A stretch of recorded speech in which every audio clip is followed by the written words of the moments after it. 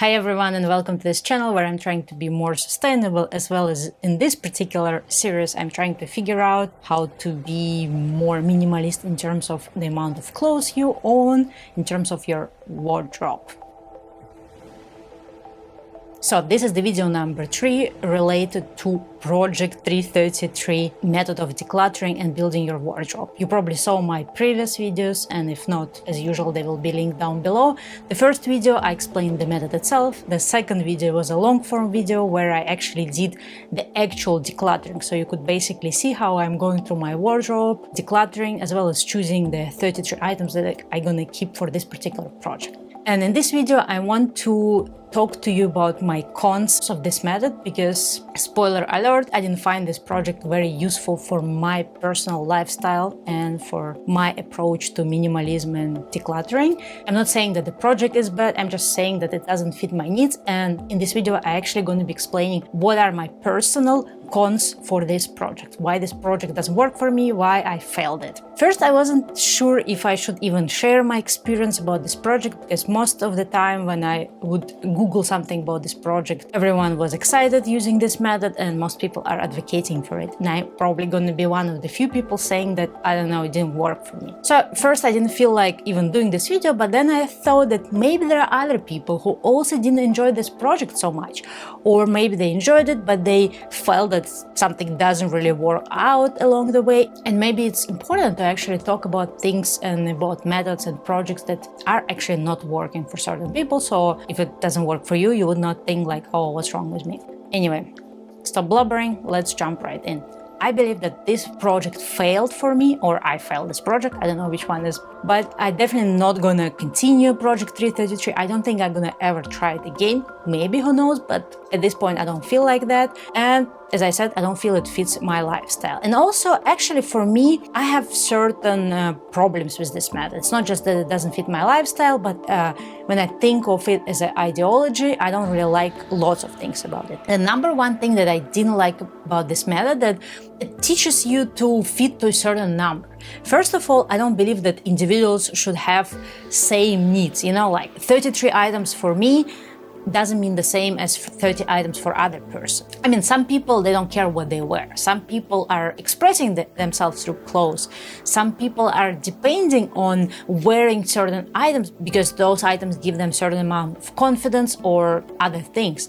So I don't believe that we can say that every person just needs 33 items of clothes and that's it. And in general, I don't believe into sticking to a certain number. I see a lot especially in the minimalist community, in the sustainable community, people constantly take huge pride in owning less, in, I don't know, sleeping on the floor, I don't know, eating from one same plate every day, I don't know, owning only one piece of decor in the house. And while it can fit certain people, because maybe through minimalist journey, they actually, through getting rid of things, they actually almost like freeing themselves from certain, I don't know, things. But at the same time, I feel it's a little bit problematic when we try to focus on the amount of items and focus on the idea that we should have less. The reason I find it problematic because I don't think it's good for your mental health to be constantly like bashing yourself like, oh, you have too many clothes, you have to get less. Because when I was doing Project 333, I felt really embarrassed. I felt like, oh my goodness, I have too much clothes because I can't even choose the 33 items to keep. But at the same time, I don't think it makes me less sustainable or less eco-conscious or, I don't know, less minimalist, you know? Minimalism, in my opinion, is not about the amount of items you own. It's about the mix of how many items you actually need and how many items you actually own. You know, it's more about this balance than sticking to a certain number. Another problem why just sticking like purely to a number can be actually super problematic and not very sustainable, because I see lots of people, for example, getting excited about thrifting. They would just constantly do these thrift hauls and they would probably think of themselves, oh, how sustainable I am. I'm not buying fast fashion. I'm not buying new things. I'm constantly thrifting. But at the same time, who is more sustainable? Somebody who is like me, who has way more than 33 items. I don't have too many, but more than 33 items. But at the same time, half of the things I own are either 2-3 years old or even more. So basically, I don't shop very often. I don't buy many things and I just stick to things that are gonna last me longer. And at the same time, we have somebody else who only has 33 items, but this person is constantly getting rid of the other items, getting new items, then getting rid again. So, because this person is sticking to the certain number, this person is mostly thinking like, oh, I have to limit myself. But there is no rules about keeping items longer. There is no rule about investing in high quality items that are gonna last you longer, So that's why I feel like all these projects that teach you to stick to the certain number, I believe they're not very sustainable. They're not very good for our mental health, to be honest. Because this is, for me, something that I would call like radical minimalism or radical decluttering, and I don't really like it. I'm actually going to be making another video on this topic where I want to actually explore and talk about things, why some people are hoarders and why some people on the other spectrum is actually tending to be, radical minimalists, radical Spartanism or something like that. So as much as it's not mentally healthy for you to be hoarding things, at the same time, it's not mentally healthy for you to be constantly thinking like, oh, I need to get rid of things. I have way too many and this and that. This is why I also don't like this project, because it promotes the radical decluttering, which doesn't have actually much sense. It doesn't matter how many things you own. It's more important for you to be a conscious consumer and to be mindful person. Another reason why I didn't like the project 333, because I don't think it's not very intuitive. If we forget about wardrobe and think of food, nutrition, dieting, there is a concept of intuitive eating. And I'm actually a big believer and big fan of intuitive eating approach. I'm against diets. I don't diet myself. I don't punish myself. You shouldn't be eating this croissant at this time of the day because this was going to happen to you. I believe that if people have more healthy relationship with food, if they intuitively choose what to eat, they're going to be more physically healthy as well as more mentally healthy. And as this actually comes to the things I just said before, I think when we dress up, when we buy certain clothes, it has to be same approach as intuitive eating. We have to be thinking of how do we feel right now? What kind of dress we want, or dress, pants, shirts, whatever. I know why I'm talking about dresses all the time. I want to wear right now, to enjoy my life, to feel it fits my current needs. So again, when we limit ourselves to a certain amount of clothes, or we think that having more clothes than this is not healthy, this is for me a diet approach, which is not healthy. Mentally and physically not as well. Well, I was talking a lot about limitation, and another reason I didn't like this project, because supposedly you should include in this 33 items, you should also include shoes, bags, and accessories, which is especially weird for me, because first I was thinking, okay, I guess I only have to keep 2 pairs of shoes, one sneakers, 1 pair of sneakers, and 1 pair of sandals, because if I keep more, then it will diminish the amount of clothes I can keep. But then I was thinking so I'm gonna wear the same sandals and the same pair of sneakers for 3 months in a row.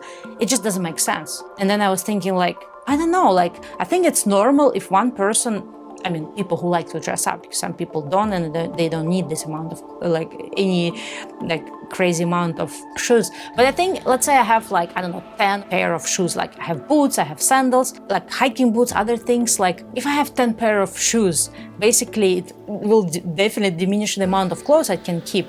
But there is nothing bad if I have 10 pairs of shoes, especially if I bought some sustainable brands, if it's items I actually wear and I use and they fit certain lifestyles. Because the way how I dress up will dictate what kind of shoes I need. And again, obviously, if I have 200 pairs of shoes, there is probably something wrong with it. But if I had 10 pairs, I know some people would say that's problematic, but I don't think so. Again, for me, it's always more important how long you keep these items, what brands you buy it from, and how you take care of items in your wardrobe. And it's not that you should be proud of yourself just wearing the same sneakers for 3 months in a row. And the same comes to accessories. Maybe somebody likes to use different jewelry to express themselves.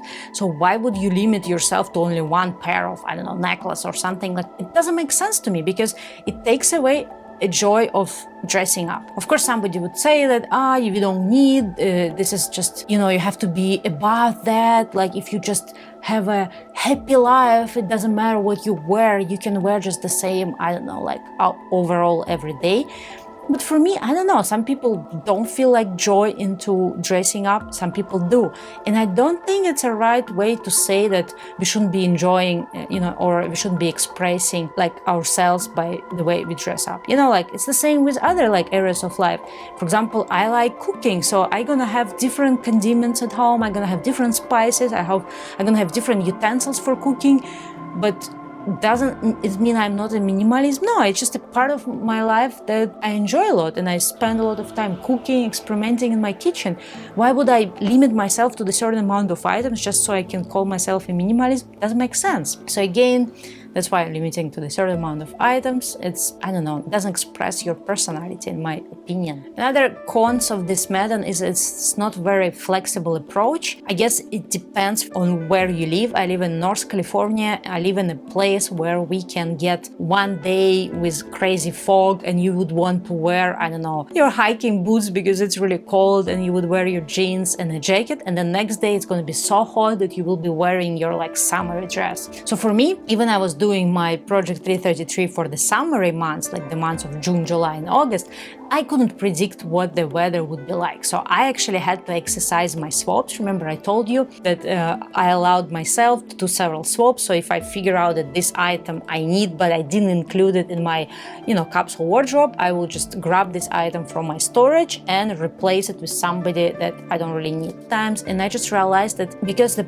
weather is so unpredictable to where I live, or maybe I'm unable to predict, all the occasions I will be in, basically it doesn't make sense for me to only keep 33, whatever items for these 3 months and the rest pack it away. So for me, I basically during the whole year wear more or less same items. Obviously during the winter months I wear more like sweaters, more pants than shorts, and during the summer months I get the chance to wear my shorts and dresses. But at the same time I have lots of things like jeans that I wear all year long, like pants I wear year-long, t-shirts I wear all year long.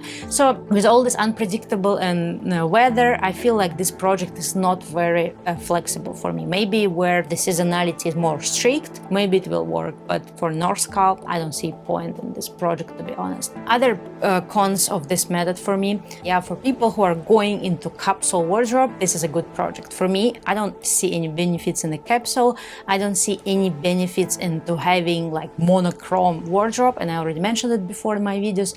So for me, this project was not beneficial in this respect, so I was more looking into this project as decluttering method than like the capsule wardrobe building method, which is probably wrong because this is actually about capsule. It's not about just decluttering. Also, the decluttering part is also kind of tricky. As I said before, it's not my first decluttering, experiment. So I was already aware what would be the loopholes for myself when I would be feeling like, no, I want to keep this item. So it's actually easier for me to declutter now because I did it before, and I have almost like mental instruments how to really choose items and how to notice that I am actually sticking to things I'm not really needing in my wardrobe. But I think for somebody who's trying it for the first time, if you have a lot of items, it's obviously going to be hard for you to choose. And if you have mental attachment to things after you finish your, project 333, and even you're going to realize that most of these items you didn't really miss, I'm not sure that for this kind of people it will work as motivation to declutter. Because when you put something away, not declutter right away, but just put it away for 3 months. After 3 months, you will see these items and you feel like, no, I don't want to get rid of them. Maybe I just give them another try. So I'm not sure that this project will work as a decluttering method for lots of people. If you ever tried, project 333 as your decluttering project, let me know if it was easy for you or not to actually get rid of things. For me, if it was my first time trying to declutter, I don't think it would be easy for me to declutter. Again, for me personally, I believe such projects as Marie Kondo approach or actually the Minsk game are more beneficial in terms of minimizing and decluttering than the project 333. And the last but not least, I just realized that the day that I spent on actually choosing my 33 items, as well as going through my wardrobe, packing things away, I spent so much time and energy on this day. So when the 3 months passed and I was supposed to choose another 33 items wardrobe, I just realized I don't have no energy, no, I don't know, will just to go through this process again. So for me, actually going through my wardrobe every 3 months to choose another set of items is actually not a very fun thing to do. And I just realized that the way how I did it before, I would usually not declutter, but I would usually go through my wardrobe maybe every year and a half and look at the things I have there, just to figure out, what items I don't need anymore. This was much better approach than doing the same thing every 3 months. And the last thing that I learned from this decluttering project, that basically project 333 is supposed to reach several goals. First, like you build your capsule wardrobe. Second, you learn to downsize your wardrobe. Third, you learn to use less basically things. But I feel like sometimes trying to achieve all these 3 goals can be overwhelming. I mean, it depends on your situation, on your lifestyle, but for me, downsizing my wardrobe is not a problem. Wearing less things is probably also less problematic for me, but creating a capsule, that was the biggest challenge for me. So I feel like for some people maybe it will be more useful actually to start with one goal, maybe not think of decluttering, maybe not thinking of minimizing, thinking more like how do I create this capsule, or maybe actually forget about the capsule, forget about thinking whether things mix and match or not, and think more of okay, my goal is to minimize. My goal is to understand which things I actually wear a lot and which things I think I wear, but I don't.